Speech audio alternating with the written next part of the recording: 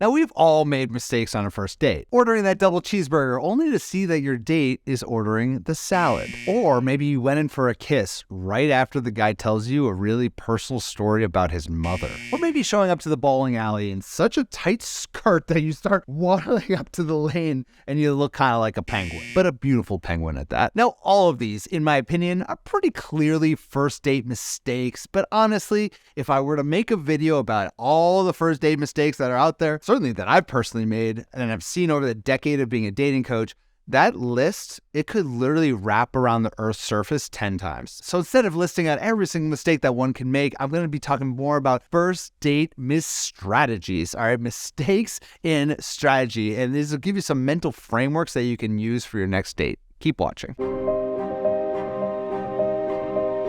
Hey there, Adam Little here from LoveStrategies.com, where we help successful single women get out there and attract long-lasting love and do it with a proven strategy. And here are a few mistakes that you want to avoid when you go out there and meet men on first dates. Number one is try to control him with your masculine energy. Now look, masculine and feminine energy are kind of two halves of the whole, and both men and women need both of these energies. But if you're looking for a more masculine man, then we need to lean into your feminine energy when you go on a date. Lean back, let him take the lead. For example, let's say you met a guy and he plans a date at like a pool hall where you go and play pool. And let's say that's not necessarily your idea for a good date. That's definitely not your cup of tea. Well, instead of going ahead and booking something completely else and telling him that his date idea was so stupid and now you're going to go to paint night with some other guy that you met on Tinder, instead of doing that, all right, let's just go with the flow and let him try to impress you. Go to that pool hall. You might be pleasantly surprised. You got to think of it this way.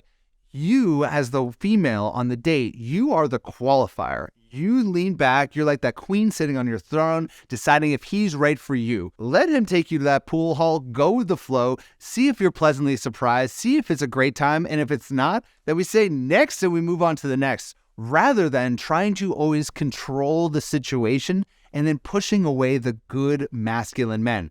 They're not going to stick around for that type of energy. Learn to start receiving men's energy. And by the way, if you're receiving my energy from this video right now, you can always reciprocate by giving this video a like, and don't forget to follow or subscribe for more videos just like this. Number two is pretending like you're not interested in him. There is so much bad dating advice out there about being cold and having that RBF, or resting bitch face, and showing a guy that you are not interested in him so that you can somehow build a connection with him. Here at Love Strategies, we teach a very different approach. I want you to go on these dates and show a genuine interest in your guy. Ask thoughtful questions, ask open-ended questions, use active listening, show that you care.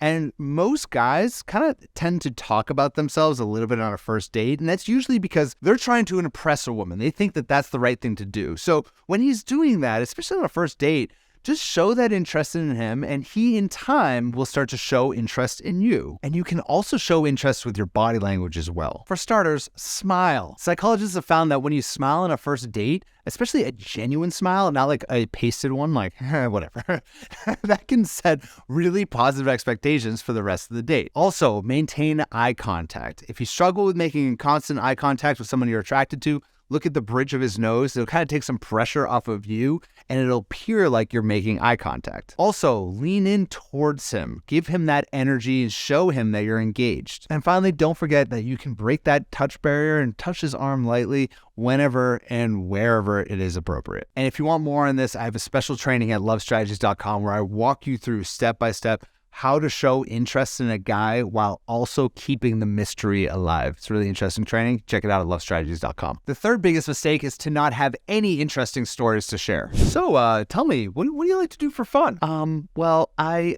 don't like to do anything fun in my life. I'm actually really lame.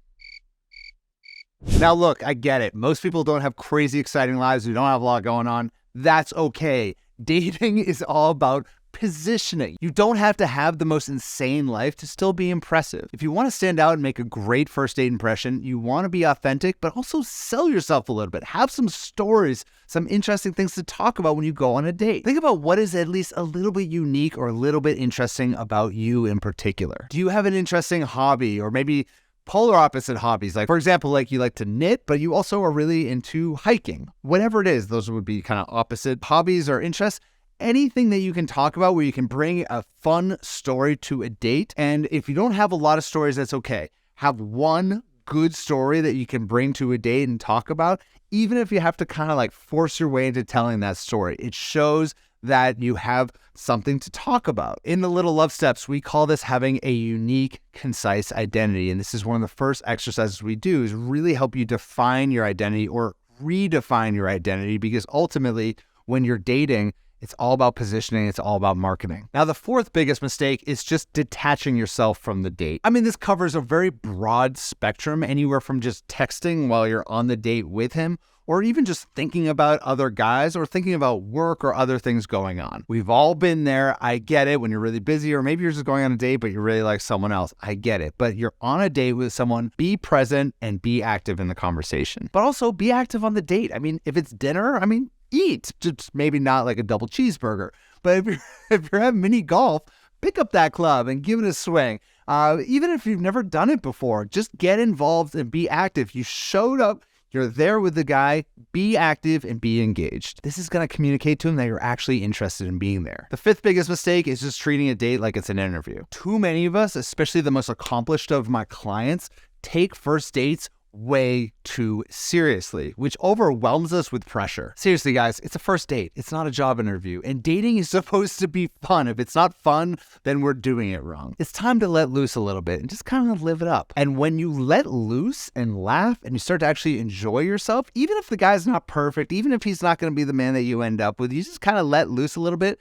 That is where your heart starts to really expand. Find some things that you really love about dating. Maybe it's getting dressed up. Maybe it's enjoying a delicious meal. Maybe it's a glass of wine. Maybe it's just meeting someone new, or just all the possibilities in the air, making memories. Just focus on the things that you enjoy about dating and, maybe put aside the things that you don't enjoy so much. And when you bring that energy to a date, oh my God, that's where it gets magnetic. Mistake number 6 is to not let him pay for the bill. Ladies, here's a PSA for all of you. If a man offers to pay the check, say thank you and let him. I get it. You make your own income. You are an independent single woman who doesn't need a man for anything. I get it 100%. But allowing him to pay allows him to step into that masculine role, and leaning back and letting him is you stepping into your feminine. And by the way, being in that feminine energy, that is the more powerful energy throughout the dating process. You are sitting back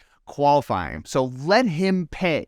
And ultimately, this allows him to step into that masculine and making him get into that kind of provider energy. And this makes him want to ultimately take care of you. Even though I know you don't need to be taken care of, but he wants to take care of you and he wants to provide for you and he wants to protect you. And this builds a rock solid tension that you can just cut with a knife. And the final, number 7 biggest mistake is just not making it clear that you had a great time with him. If you enjoyed the night with him and he took you out, make it clear. Send him that text saying, thank you so much. I had an amazing time with you. Don't be shy. We want him to know that you had a good time, and you would, of course, be open to a second date if he wants to. And if he doesn't, then you know what?